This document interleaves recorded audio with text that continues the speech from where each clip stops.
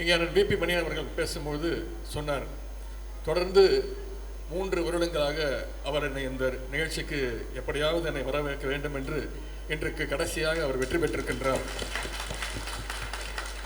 உண்மையாகவே அவர் சொன்னது போல நான் இந்த நிகழ்ச்சியிலே அமைச்சராக கலந்து கொள்ளவில்லை, சட்டமன்ற உறுப்பினராக கலந்து கொள்ளவில்லை. எனவே எந்த கோரிக்கைகளும் எனக்கு நீங்கள் வைக்க முடியாது. ஆனால் நான் உரிமையோடு சொல்லுவேன், உங்கள் வீட்டு பிள்ளையாக, இந்த சேப்பாக்கத்துடைய செல்ல பிள்ளையாகத்தான் நான் இந்த நிகழ்ச்சியில் கலந்து கொண்டிருக்கின்றேன். அது மட்டுமல்ல, இன்னொரு உறுதிமொழியும் நான் தருகின்றேன். 3 வருஷம் நான் வரல. இன்னைக்கு ரொம்ப சிறப்பாக, இன்னைக்கு 49வது ஆண்டு விழாவை நீங்கள் மாலை 4 மணியிலிருந்து கொண்டாடிக்கிட்டு இருக்கிறீங்க சிறப்பாக குடும்பத்தோடு. நான் கூட வரும்பொழுது வெறும் வணிகர்கள் தான் இருப்பாங்க, வெறும் வியாபாரிகள் தான் இருப்பாங்க அப்படின்னு நினச்சிட்டு வந்தேன். ஆனால் இங்கே வரும்பொழுது தான் பார்க்குறேன், நீங்கள் அத்தனை பேரும் குடும்பத்தோடு வந்திருக்கிறீங்க. எனவே அந்த குடும்பத்தில் என்னையும் இணைச்சிக்கோங்க. அதனால தான் பெருமையாக சொல்கிறேன், நான் உங்கள் வீட்டு பிள்ளை, உங்கள் வீட்டு செல்ல பிள்ளையாக தான் இந்த நிகழ்ச்சியில் கலந்து கொண்டிருக்கின்றேன். 49வது ஆண்டு நிகழ்ச்சியில் கலந்து கொண்டிருக்கிறேன். நான் இப்போது இன்னொரு வாக்குறுதியை கொடுக்கின்றேன். அடுத்து 50வது ஆண்டு சிறப்பான நிகழ்ச்சி, இதை விட சிறப்பான நிகழ்ச்சி எப்படி இருந்தாலும் அண்ணன் விபிஎன் மணியன் அவர்கள் விடமாட்டார்கள். எப்படி இருந்தாலும் என்னை இழுத்து கொண்டு வந்து விடுவார்கள். எனவே அந்த நிகழ்ச்சியிலே அடுத்த வருடம் நான் உங்களை எல்லாம் சந்திக்க பெருமைப்படுகின்றேன். இந்த நிகழ்ச்சி விளைவு சிறப்பாக ஏற்பாடு செய்த அண்ணன் விபி மணியன் அவர்களுக்கு மீண்டும் என்னுடைய பாராட்டுகள், அனைத்து நிர்வாகிகளுக்கும் என்னுடைய பாராட்டுகளை நான் தெரிவித்துக் கொள்கின்றேன். இங்கே அண்ணன் தயாநிதி மாறன் அவர்கள் பேசும்பொழுது குறிப்பிட்டு சொன்னார்கள், வருகின்ற நாடாளுமன்ற தேர்தல் மிக மிக முக்கியமான தேர்தல். இன்னொரு 50 நாட்களில் நம்ம நாட்டுடைய பிரதமர் யார் அப்படின்னு தேர்ந்தெடுக்க போகின்ற தேர்தல்.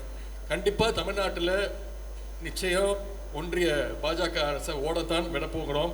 அதற்கு தமிழ்நாட்டு மக்கள் என்றைக்குமே பாஜகவுக்கு ஆதரவாக இருக்க மாட்டாங்க.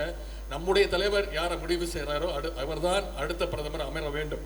எனவே இந்த வணிக பெருமக்களாக நீங்கள் தான் பொதுமக்களோடு தினமும் பழகக்கூடிய அந்த வாய்ப்பை பெற்றவங்க, பொதுமக்களோட பேசக்கூடியவங்க, அவங்களுடைய பிரச்சனையை கேட்கக்கூடியவங்க. எனவே நீங்கள் இந்த பிரச்சாரத்தை, அண்ணன் தயாநிதி மாறன் சொன்னாங்க, இது வணிகர்கள் வியாபாரிகள் மாநாடு. நம்ம அத்தனை வியாபாரிகளும் சாதாரண வியாபாரிகளை இன்னைக்கு சந்திச்சிருக்கிறோம். ஆனால் திரு மோடி அவர்கள், அவருக்கு தெரிஞ்ச வியாபாரி யாருன்னா ஒரே ஒரு வியாபாரி தான். அது யாருன்னு உங்களுக்கே தெரியும். அவர் பேர் திரு அதானி. அதானி யாருன்னு பார்த்தீங்கன்னா மிகப்பெரிய வியாபாரி, உலக பணக்காரர் பட்டியலில் 2வது இடம்.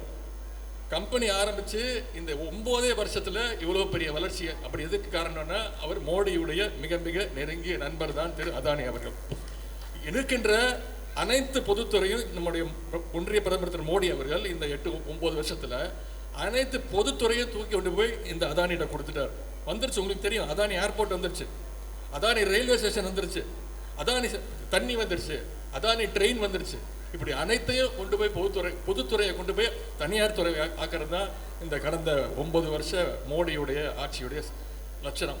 எனவே இந்த ஆட்சிக்கு ஒரு முடிவு கட்டணும்னா அடுத்து வருகின்ற தேர்தலில் நீங்கள் அத்தனை பேரும் உதயசூரியன் சின்னத்திற்கும் நம்முடைய மதச்சார்பற்ற முற்போக்கு கூட்டணி யார் நம்முடைய தலைவரை அறிவிக்கிறாங்களோ அவங்களுக்கு அந்த பிரச்சாரத்தை, நம்முடைய கூட்டணி ஏன் ஜெயிக்கணும் அப்படின்னு அந்த பிரச்சாரத்தை மக்கள்கிட்ட கொண்டு போய் நீங்கள் சேர்க்க வேண்டும் என்று கேட்டுக்கொள்கின்றேன்.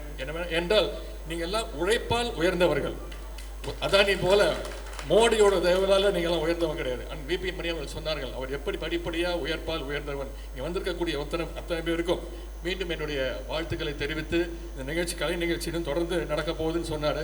எனவே அந்த கலை நிகழ்ச்சியில் கலந்து கொண்டவர்களுக்கும் என்னுடைய பாராட்டுகளும் என்னுடைய வாழ்த்துக்களையும் தெரிவித்து இந்த வாய்ப்புக்கு நன்றி கூறி விடைபெறுகின்றேன். நன்றி, வணக்கம்.